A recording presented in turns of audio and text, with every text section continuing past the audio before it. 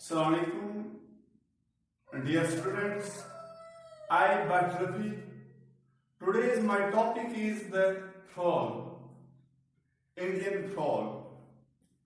I will discuss the basic features of the frog, anatomy and morphology of the frog, and the systemic question, taxonomic question of the frog in first lecture. You all know that frog, it is found all over the world. It is found all over the world except Australia, New Zealand and Southern America. Except Australia, America, Southern America and New Zealand. 4 species occur in India. Of these, out of 4 species, Rana trigrana is the most common. Rana trigrana is the most common of all. 4 species occur in India, in our country. Of these, Rana trigrana is the most common and largest Indian frog. It is the largest Indian frog. Largest Indian frog. Because of its loud voice and large size, it often called the bull frog of India. It is called the bull frog of India. It is called the bullfrog of India. There are about 200 species of frogs. You all know that if you go for the systematic question of the frog, taxonomic question of the frog, first is the kingdom Animalia, and phylum Chordata, subphylum Vertebrata or Cranidia, and the section Gnathostomaata,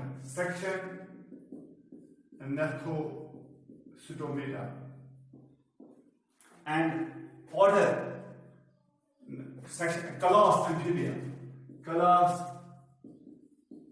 Amphibia.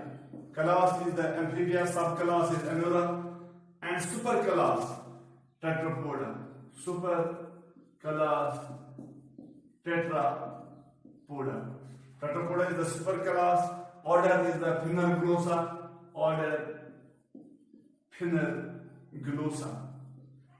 And family Ranadia.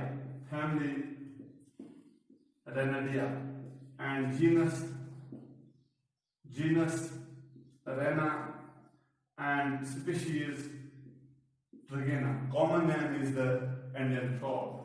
Common name, I will repeat this taxonomic question: kingdom Animalia, phylum Chordata, and subphylum Vertebrata. Subphylum Vertebrata or we call the Cranidia.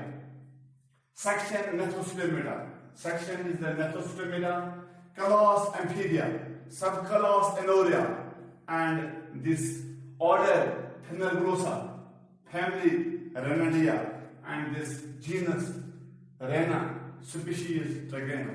This is the taxonomic question of the Indian frog. Common name is the Indian frog, and zoological name is the Rana trigrana.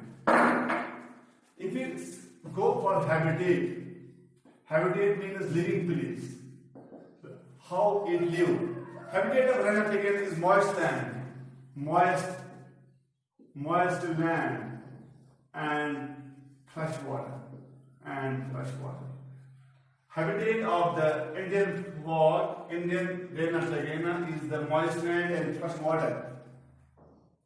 It is common in and near the pools. It is common in and near pools, ponds, streams, lakes, etc. Why? Why it is common? Because frog prefer to live near water. It prefer to live near water because here it can keep its skin moist for respiration. It can keep its skin moist for respiration because frog never drink water but absorb it through the skin. It never drink the water but absorb the water through the skin. And absorb water through the skin and escapes the enemies by jumping into the water. He escapes the enemy. He runs when he sees the enemy and jumps in the water because frogs have a double mode of life, amphibian. It can live water as well as land. Moreover, it has some instinctive liking for water. Why? As it has spent its larval period in water. Second, larval period for water. Second larval period for water. So it has a liking for the water and has to breathe in water and become an adult. And breathe in water, becoming adult. And becoming the adult. If you go for morphology and anatomy of the frog, you all know that frogs are the amphibians. They are the amphibians. Amphibians means that ordinarily which live both water as well as land. Both water as well as land. Which have a double mode of life. Amphibia is the Greek word. Amphia means two, bios means life. They have the two mode of life. Water as well as land. So amphibians live land as well as water. They have double mode and a cold-blooded animal. Important, they are the cold-blooded animal. Cold and blooded animal means the animals do not have constant body temperature.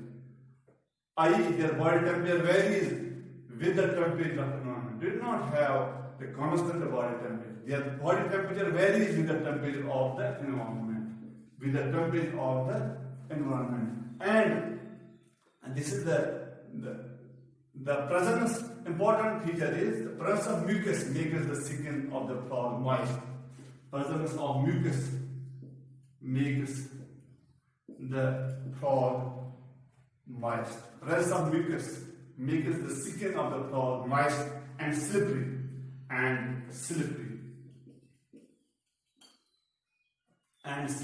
The skin is dark green color. You all know the color of the skin is dark green on the dorsal side and pale yellow on ventral side. There is pale yellow on ventral side. Frog absorb water through the skin. Frog absorb water through the skin for daily needs. For it is daily needs. The frog has two parts. The body of frog is divided into two parts. First part is trunk. First part is the trunk and head. Head and trunk. It has divided, but neck is absent in the neck and tail is in the larval stage, but neck is absent in the frogs. And tail is seen only tadpoles. When tadpoles they have a tail. After that, when they become adult, the tail disappears. During the larval stage of frog, the eyes of a frog are bulged outside and covered by the nectating membrane that protect eye while inside water. A pair of nostrils is present. They have two nostrils in the frog and respiration through the lungs, gills and skin. How they respire? They respire through skin, lungs and gills. These are the respiratory passages, respiratory organs. Ears are represented by troconium present adjacent to the eyes. The forelimbs and hind limbs serve the purpose of the swimming, hooping and burrowing.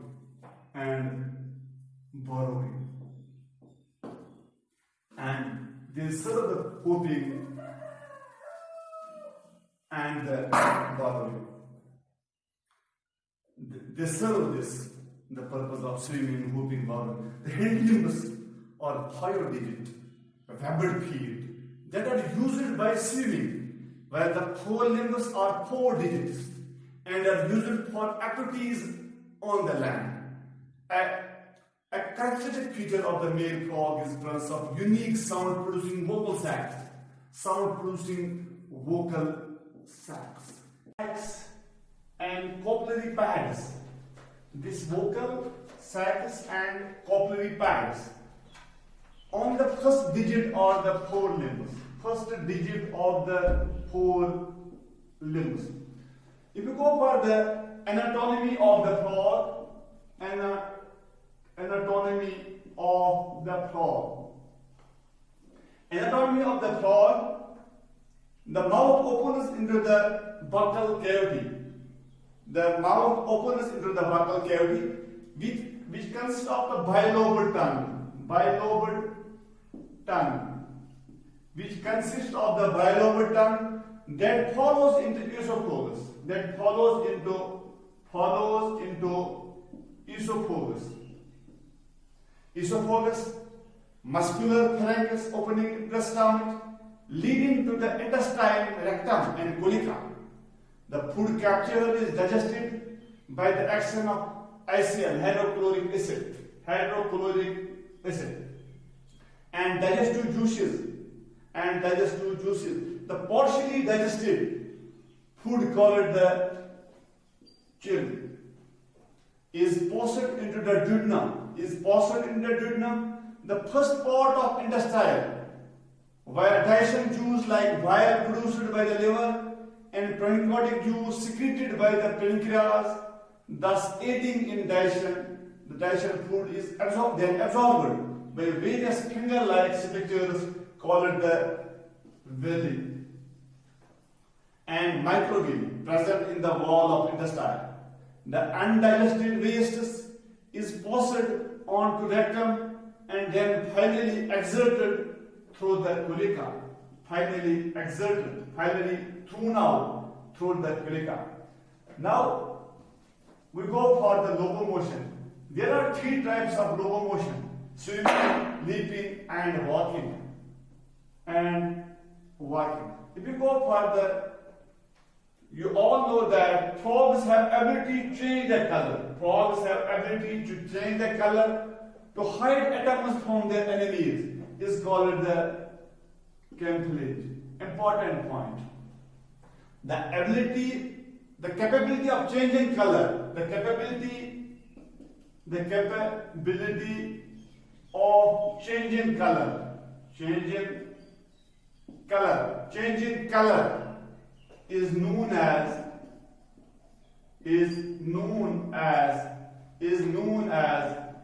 metachrosis. Metachrosis, or we call them the camouflage. I will repeat this: the frogs have ability to change the color to hide atoms from their enemies, called the camouflage. We call the capability of the changing color is known as metachrosis. You all know that the protective coloration is called the mimicry. Protective coloration. You also know that the frogs are not seen during peak summer. We cannot see the frog in the peak summer and winter. During this period, they take shelter in deep burrows to protect them from the extreme heat. And cold. This is called the summer sleep. We call that the summer sleep. Technically or scientifically, we call the aestivation. And the winter sleep, technically we call the winter sleep hibernation. And scientifically we call it the hibernation. We repeat this and this point. This is called the summer sleep. This is called during the period they take shelter in deep burrows to protect them from extreme heat, from high heat and cold. This is called the summer sleep. Technically we call it the estivation, and winter sleep we call it the scientifically the hibernation. I have already told that the frog never water. It absorbs it through the skin.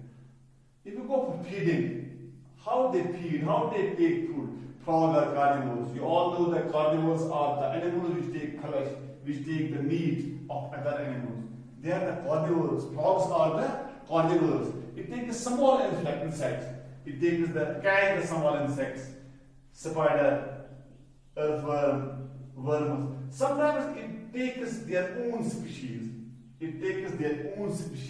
Sometimes it takes own larva. If you go for breathing of frog, breathing means how they reproduce of their own kind. Breathing means that frog breathes in rainy season, July to September. Frog breathes during July to rainy season, July to September. You all know that fertilization is always external and occurs in water. Fertilization is external, occurs in water. Life history, if we go for the life history of the frog, includes aquatic fish-like larva called the tadpole. Larva is called the tadpole. It is metamorphosis into frog. In about 3 months' time. Frog has poor mechanism for water conservation. It is almost the solitary animal. It is the solitary animal. The animal which live alone, is called the solitary animal. If you go the another feature of the frog, frogs are very well adopted, both for jumping, both leaping on the hands, and swimming or floating in water. Normally, frog can jump up to 3 feet. He can jump up to 3 feet. When frog jumps to shorter distance, it is known as leaping. When it jumps the shorter distance, it is called the leaping. Alternate kick of the handling. Push the webbed toes against the water, thereby providing the force for swimming. The boat-shaped body of the frog, mainly due to the absence of neck. Absence of neck is helpful for swimming of the frog. Due to absence of neck is helpful for swimming of the frog. It will capture only moving prey. It will catch on the moving prey, moving insects for taking food. It is always catch the moving insects, moving prey, and swallow it as a whole. When the body is within the catching distance, the pre-posterior end of the tongue is shot out suddenly with a much speed, and it takes us back into the buccal cavity with the prey sitting to it. The tadpole larva of the frog is the rose. I have already told that frogs are the carnivores, but this larva is the herbivores. Herbivores means which takes the grass, which takes the herbs, types of herbs, but it is larva is the herbivores. During rainy season, which is also the breathing season of the frog makes peculiar sounds with the help of their vocal cords known as croaking. The male frog croak louder than female. Male frog louder, makes high sound than the female, because in them the pitch of croaking is increased due to presence of 2 vocal sacs situated one on each side of the floor of the throat. The vocal sac acts as the resonators. The croaking is mating call to attract the female. Important. The croaking is the mating call to attract the female of the frog. So, dear students, this was the frog, Indian frog, Rana, trigrana, systematic position, habitat, morphology, and anatomy of the frog, and and some basic features I have described here. So in second lecture, we will go for some under physiology of the frog in a brief manner. So dear student, thank you all.